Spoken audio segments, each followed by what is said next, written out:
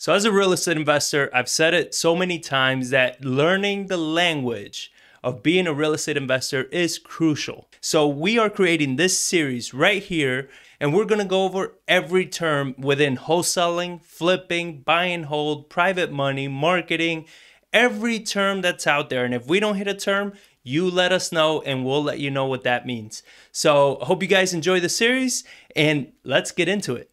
So what is wholesaling? Very basic. Wholesaling is you are finding a property, you're getting it under contract below its actual market value. Whatever the market value is as the house sits right now, you're getting it below that market value. So let's say that market value is $100,000. You're getting it under contract for, let's say, $60,000.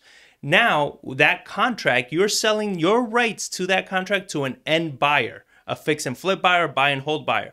That's what's called the wholesale. You are wholesaling it from 60, you're probably selling it to them, let's say at 65 or $70,000. So they are still buying it below retail and you're making that fee in the middle by assigning the contract. And we're going to talk about all that.